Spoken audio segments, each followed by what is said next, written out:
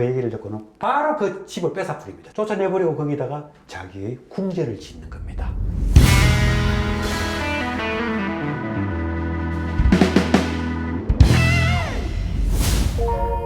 자, 오늘은 왕릉 얘기를 좀 하려고 합니다.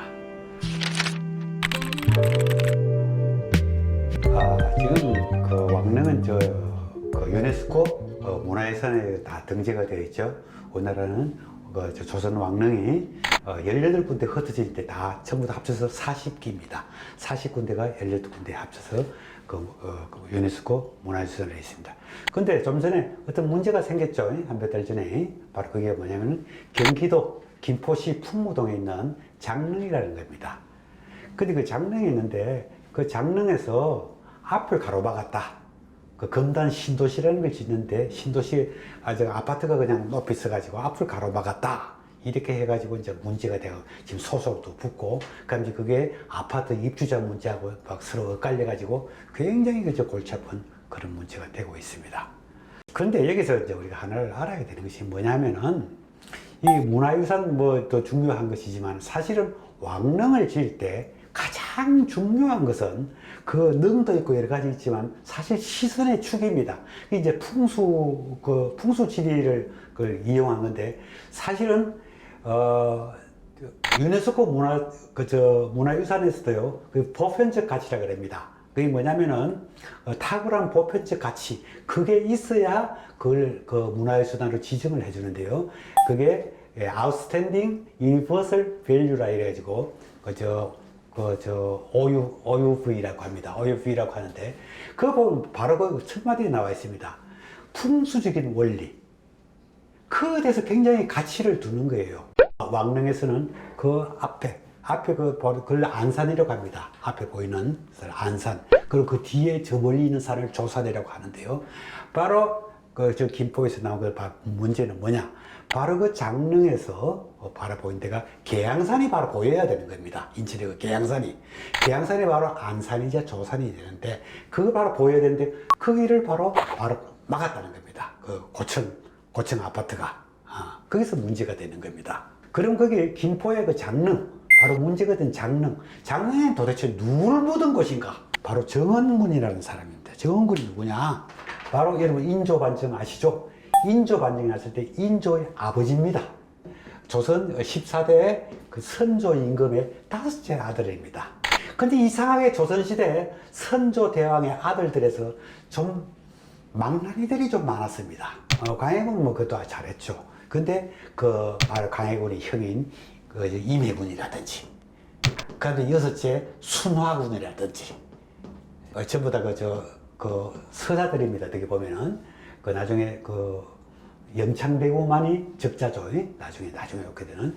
그 다음에 지금 나오는 정은군. 이 사람들이 다 좀 행실이 별로 안 좋았습니다. 물론 이 사람은 나중에 임금으로까지 추도이 돼가지고 많이 미화를 시켰습니다만은 어쨌든 다 이보다도 더 심했다니까. 임해군이나 순화군은 어떤 짓까지 저지르느냐. 그렇게 백성들을 많이 죽이고, 많이 빼앗고, 약탈하고, 그렇게 했는데, 오죽했으면 함경도 임진왜란 중에 함경도에 가서 좀 백성들을 위모하라 그랬는데, 가가지고는 백성들 죽이기만 하고, 백성들 폐만 끼치고, 이래가지고 그 백성들이 바로 이 두 왕자를 붙잡아가지고 적장한테 넘긴 거예요. 그런 일까지 있었습니다. 그럼 정은군은 누구냐? 광해군의 동생입니다. 물론 이복 동생이죠. 다 같은 서자인데 이복 동생인데 원래 이 사람이 사는 데가 어디를 살았느냐? 바로 지금 서울 서대문 넘어가는 데서 광화문에서 지금의 경희궁터에 그쪽에 원래 이 사람 집이 있었습니다. 그때 정은군의 집이 있었습니다. 그런데 여러분 광해군이 지금 보통 보면 굉장히 훌륭한 임금으로 나와 있지만 사실은 다른 쪽으로 보면 문제가 많았습니다. 인조반정의 이유가 되는 것이 있다는 거예요. 첫째로 친국을 너무 최고마이한 사람입니다. 친국 영모자들 이렇게 임금이 친히 공문을 하는 거예요. 신문을 하는 거죠. 그게 친국. 그냥 가면 그냥 영모 이래가지고 그렇게 친국을 많이 했습니다. 두 번째 뭐냐면 궁궐병이다. 그렇게 궁궐 짓는 걸 좋아했어요. 궁궐병이라고 그럽니다. 이건 또 의심이 많았던 거예요. 의심병. 그래서 뻑하면 궁궐을 짓습니다. 그때 임진왜란이 끝나가지고 얼마나 힘들었습니까, 백성들이. 예. 그런데 궁궐을 그렇게 지어댔는 거예요. 그래서, 그게 뭐 대표적인 광해군의 실정으로 나오고 나중에 이게 거다가 또 그 영창대군을 죽인다든지 자기 인목 대비를 뭐 유폐시킨다든지 이래가지고 뭐 이런 문제 생겨 결국은 인조 반정으로 뭐 이루어진다마는 어쨌든 바로 그 누인 사람이 정원군인데 정원군의 첫째 아들이 능량군이다 이래가지고 바로 이 사람이 인조입니다. 근데 이때 세 번째 아들 능창군이라고 있었습니다. 셋째 아들. 근데 아주 인물도 좋고 아주 똑똑했는가 봐요. 근데 광해군이 그 조카죠, 그렇게. 자기 이제 이복 동생의 아들이니까 능창군도 자결하게 만들어 버립니다. 그만큼 싫어했어요. 광해군이. 그 동생도 싫어하고, 정원군 동생도 싫어하고, 그 아들들도 싫어했어요. 근데 인조는 그때 뭐 별로 뛰어나진 않았던가 봅니다. 살아있었던 거 보면. 그런데 이제 마침 그 정원군이 살던 경희궁터, 지금의 경희궁터죠. 지금 구세군 해관이 있고 한데요. 거기가 터가 왕기가 있다. 저 왕이 태어나는 장소다. 이런 말이 그때부터 있었답니다. 그래서 광해군은 그 얘기를 듣고는 바로 그 집을 뺏어버립니다. 쫓아내버리고 거기다가 자기의 궁전을 짓는 겁니다. 자기 궁전을 짓기 시작했다. 그게 원래는 경덕궁이라 했습니다. 경덕궁. 아예 그냥 자기가 지낼 궁궐을 만들어버리는 겁니다. 그뿐만이 아닙니다. 인왕산 밑에 뭐 인경궁 그래가지고 지금 경복궁보다 훨씬 큽니다. 나중에 이름이 영조 때 경희궁으로 바뀌지만 여기도 그냥 굉장히 큰 궁궐이었습니다. 그래서 백성들은 죽어났죠, 사실은. 이제 그까지 집을 쫓겨나고 그렇게 정원군은 집까지 뺏겨버리고 자식까지 죽고 그래서 나중에 술 먹고 그러다가 회에 빠지다가 그 바다로 죽어버립니다. 일찍 죽고 맙니다. 그러고 그러고 나서 이제 좀 시간이 흘러서 인조 반정이 일어납니다. 정원군의 아들 능량군이 임금이 되는 겁니다. 자, 임금이 됐으니까 또 능량군 입장에서는 자기 아버지가 너무너무 불쌍했을 거 아니에요. 그래서 이제 약간 좀 어떤 일을 벌립니다. 뭐냐? 자기 아버지를 임금을 만들고 싶은 거예요. 자기 어머니를 왕비를 만들고. 그래서 이 인조는 왕이 되고 나서도 그 십몇 년에 걸쳐서 그 때문에 신하들하고 무진장 싸웁니다. 많은 갈등이 있고 그 왕을 만들기 위해서 사실은 정원군은 왕이 될 수가 없습니다. 왜? 추존을 시키려고 해도 세자의 경력이 있다든지 안 그러면 적자 본부인의 아들이라든지 이런 게 있어야 얻어먹어야 되는데 본부인 아들도 아니고 세자인 적도 없고 또 행실도 별로 안 좋았고 그게 굉장히 반대를 많이 했습니다. 근데 어쨌든 인조는 하여튼 노력을 해가지고 온갖 그 수를 써가지고 결국은 왕을 만듭니다.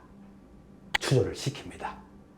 그래서 원래는 저쪽에 그 양주 쪽에 어디 이름 없는 그냥 저 묘가 있었는데 그 묘를 다 옮기고 자기 어머니도 돌아가시고 그 어머니하고 그게 바로 김포에 있는 장릉입니다. 장릉.